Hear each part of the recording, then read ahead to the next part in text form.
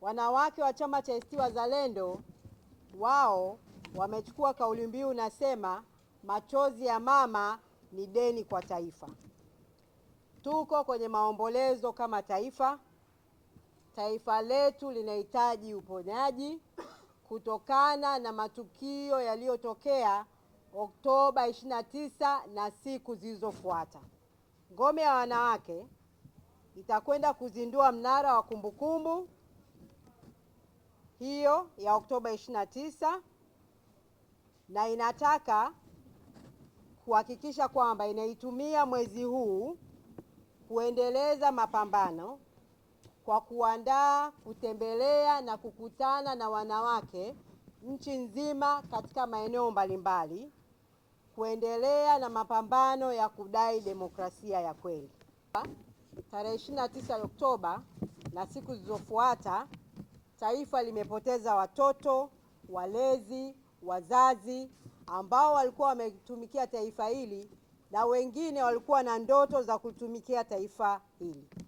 Maumivu haya ni yetu sote. Sisi kama mnavyoona nyuma yetu tuna picha ya ndugu Dafrosa Jacob.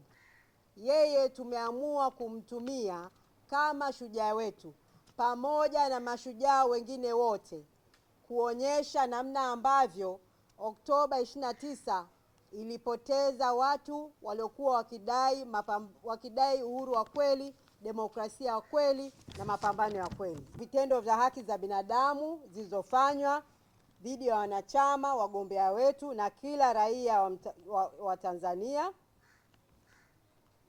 Tunataka kuundwa tume huru ya uchunguzi nje ya serikali.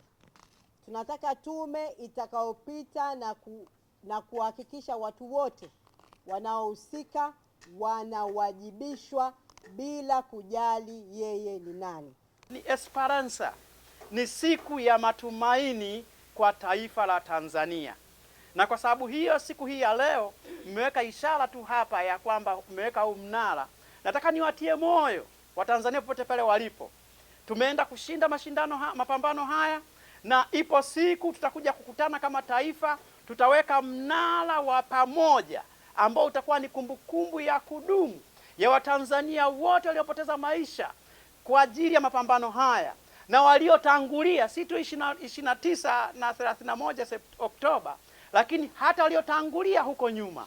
Mnara huu utakaokuwa umejengwa utakuwa ni kumbukumbu ya mashujaa wa ukombozi wa pili katika taifa hili. Msikubali kugawanywa Watanzania katika vita ya namna hii. Leo mnagawanywa, kesho mtagawanywa, wengine watanunuliwa, lakini tunaenda kushinda. Hawa ambao leo tunawaomboleza, tunawakumbuka, maana yake ni wazalendo. Sawa sawa. Kwa hiyo nyinyi mlikuwa mna kila sababu kutokana na jina lenu na kile ambacho kimetokea, maana yake kinakwenda sambamba, na tunamwomba Mungu awatie nguvu muweze kuzunguka nchi nzima kama jina lenu lilivyo, sambamba na hawa ukizingatia ni wazalendo. Ndugu zangu, tuko hapa, tunaoyafanya ni sehemu tunaweza kusema kama ni reference kwa watakaye kuja.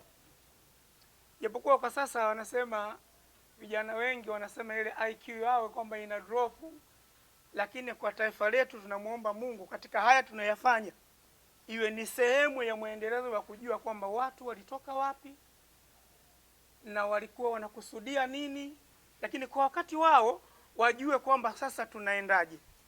Hii itakuwa inatusaidia. Kwa hiyo hatuko hapa kibahati mbaya, lakini pia kwa upande wa pili hawa ni wanadamu. Walistahiki kuishi na wana haki zao kuishi, na inawezekana yapo ambayo kimsingi wao walikwazika nayo kama wazalendo, na upo uwezekano waliona kuwa hayako mambo kwao yako sawasawa, na wakaona kwamba ili yawe sawasawa ni afadhali tuwe katika hili, kwa sababu kwenye maandiko yetu wanasema siku zote jambo la wengi hufanywa na wachache.